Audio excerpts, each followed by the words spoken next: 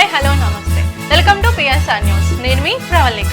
ముందుగా PSR news ప్రేక్షకులందరికీ బక్రీద్ శుభాకాంక్షలు. ముస్లింల ప్రధాన పండుగలు అంటే ఒకటి రంజాన్, రెండవది బక్రీద్. ఈ పండుగకు ఈదుల్ జహా లేక బక్రీద్ అని కూడా అంటారు. ఇస్లాం మతంలోని 5 ప్రధాన సూత్రాలలో ఒకటైన హజ్ తీర్థయాత్రకు ముస్లింలు చేయవలసి ఉంటుంది. ఈ మాసం ప్రారంభంలోని ముస్లిం ప్రజలు భక్తి ప్రవత్తులతో హజ్ తీర్థయాత్రకు బయలుదేరతారు. బక్రీద్ పండుగను ఎందుకు జరుపుకుంటారు? హజ్ యాత్ర కొరకు అరబ్ దేశమైన సౌదీ అరేబియాలోని మక్కా నగరానికి చేరుకొని మసీద్ లో ఉన్న కాబా చుట్టూ 7 ప్రదక్షిణలు చేసి అక్కడ ప్రార్థనలు చేస్తారు. ఈ మసీద్ కాబా గుహం చుట్టూ ఉంటుంది. ప్రపంచంలోని ముస్లింలందరూ కాబా వైపు తిరిగి నమాజ్ చేస్తారు. దీనినే కిబ్లా అని కూడా అంటారు. హజ్ తీర్థయాత్రకు వెళ్లిన వారు మక్కా నుండి మదీనాను సందర్శిస్తారు. అల్లా ఆదేశానుసారం ఇబ్రహీం తన ఏకైక పుత్రుడైన ఇస్మాయిల్ ను బలివ్వడానికి సిద్ధమవుతాడు. ఆ సంప్రదాయాన్ని స్మరిస్తూ ముస్లింలు ఈ బక్రీద్ పండుగను జరుపుకుంటారు. హిజ్రీ అంటే ఏమిటి? బక్రీద్ అంటే బకర్ ఈద్ అని అర్థం.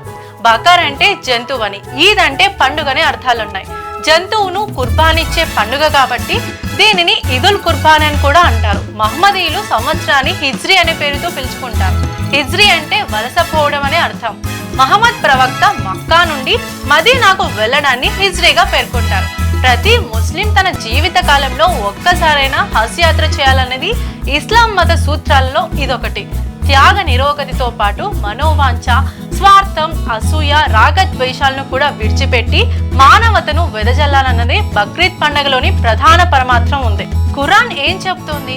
ఖురాన్ ప్రకారం భూమిపైకి అల్లా పంపిన ప్రవక్తల్లో ఇబ్రహీం ఒకరు. ఆయన మక్కా పట్టణాన్ని నిర్మించి నివాసయోగ్యంగా మార్చారు. అల్లా ఆరాధన కోసం కాబా అనే ప్రార్థనా మందిరాన్ని కూడా నిర్మించి దైవ ప్రవక్త అయిన పేరు పొందాడు. ఇబ్రహీం తనకు లేక పుట్టిన బిడ్డకు ఇస్మాయిల్ అని పేరు పెట్టాడు. ఓ రోజు ఇస్మాయిల్ మెడపై కత్తి పెట్టి కోస్తున్నట్లు ఇబ్రహీం కలగన్నాడు. అల్లా కుర్బానీ కోరుతున్నాడేమోనని ఓ ఒంటెను బలిస్తాడు. అయినా మళ్ళీ అదే కల రావడంతో తన కుమారుడినే బలిదానం కోరుకుంటున్నారని భావించిన ఇస్మాయిల్ సిద్ధపడ్డాడు. ఇస్మాయిల్ మెడపై కత్తి పెట్టి జూబాహ్కు ఇబ్రహీం ఉద్యుక్తమవుతుండగా అతని త్యాగానికి మెచ్చిన అల్లా దీనికి బదులుగా ఓ జీవాన్ని బలివ్వాలని జిబ్రాయిల్ అనే దూత ద్వారా కోరతాడు. అప్పటి నుంచే బక్రీద్ రోజున కుర్బానీ ఇవ్వడం ఆనవాయితీగా వస్తుందని ముస్లింలు భావిస్తున్నారు. కుర్బానీ పరమార్థం ఏంటి? కుర్బానీ అంటే పేదలకు మాంసాన్ని దానం ఇవ్వడం. త్యాగం అనే అర్థాలున్నాయి. కుర్బానీ అంటే సాన్నిధ్యం, సామీప్యం, సమర్పణ, త్యాగం అని కూడా అర్థం. అంటే దైవ సాన్నిధ్యాన్ని పొందడం, దైవానికి సమర్పించడం, దైవం కోసం త్యాగం చేయడం అని భావం. అయితే కుర్బానీ ద్వారా రక్త మాంసాలు సమర్పించడం కాదని, రక్తం ఇవి అల్లాకు చేరవని, భక్తి పారాయణత, హృదయంలో జనించే త్యాగభావం, భయభక్తులు మాత్రమే ఆయనకు చేరతాయని ముస్లింల భావన.